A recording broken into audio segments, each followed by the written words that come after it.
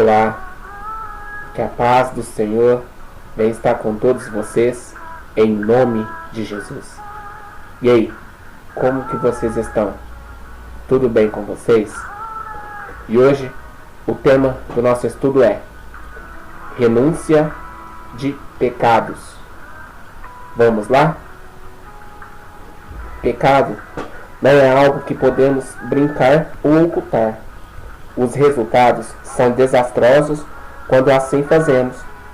As consequências de todo pecado oculto é morte espiritual. De onde vem a rebelião contra Deus?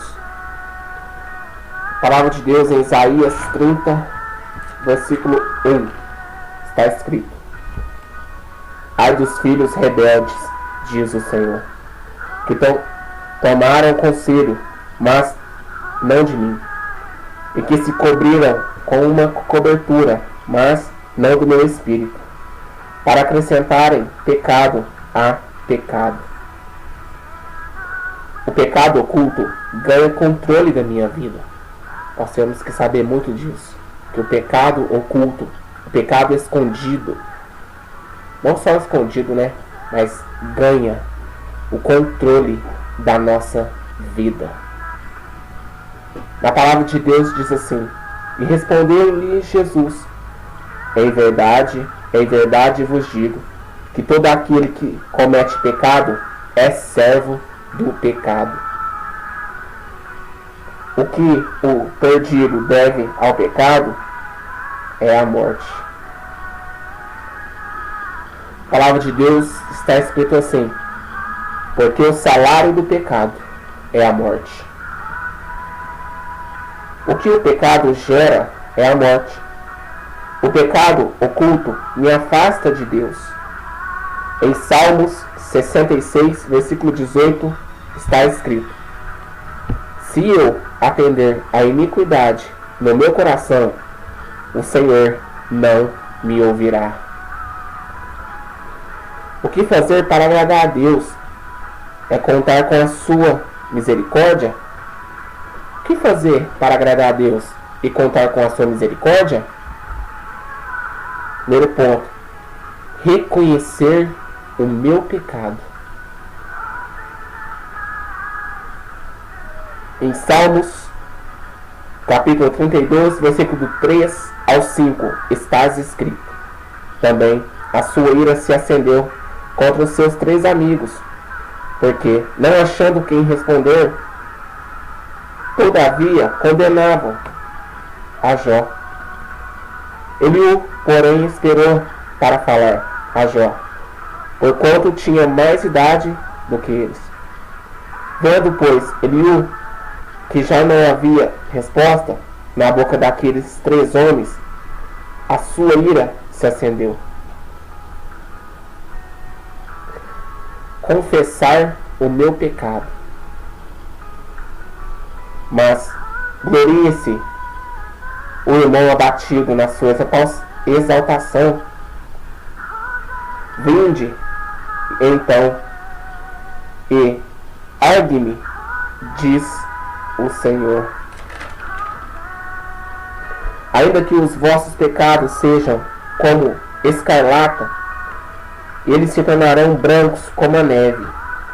Ainda que sejam vermelhos como o carmesim, se tornarão como a branca lã. Confessar é dizer o que Deus diz. É ver o pecado como Deus vê.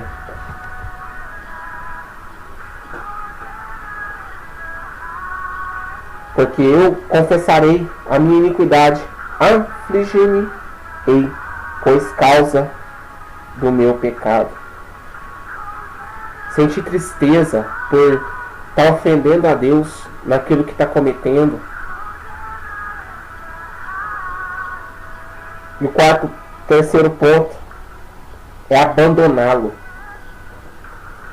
Na palavra de Deus, em Provérbios 28, versículo 13, está escrito: O que anda sinceramente, salva-se, mas o perverso em seus caminhos cairá logo. Não basta confessá-lo, é preciso estar disposto a abandoná-lo.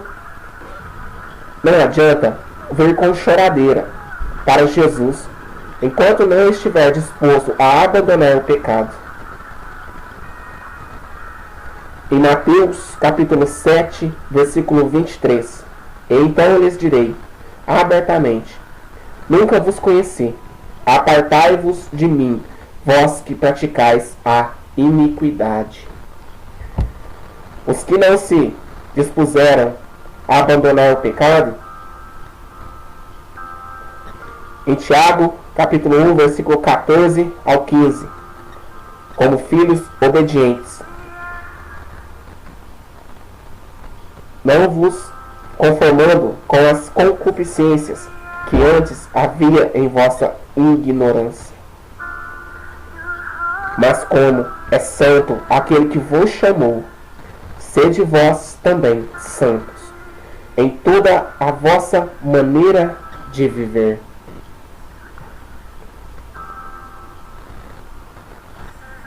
A cobiça não é alimentada, morre de fome. E assim o pecado não é produzido.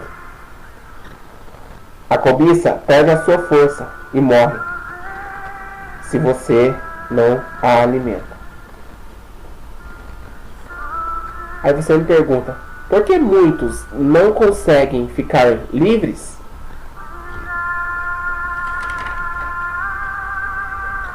O Espírito Santo os convence a reconhecer os seus pecados.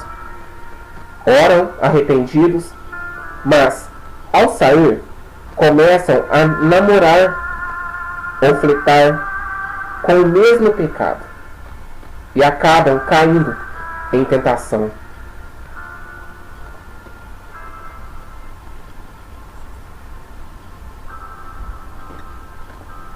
É preciso fugir da prostituição, fugir da idolatria, fugir destas coisas, fugir das paixões da mocidade, fugir dos homens fingidos, na realidade fugir de tudo aquilo que desagrada a Deus.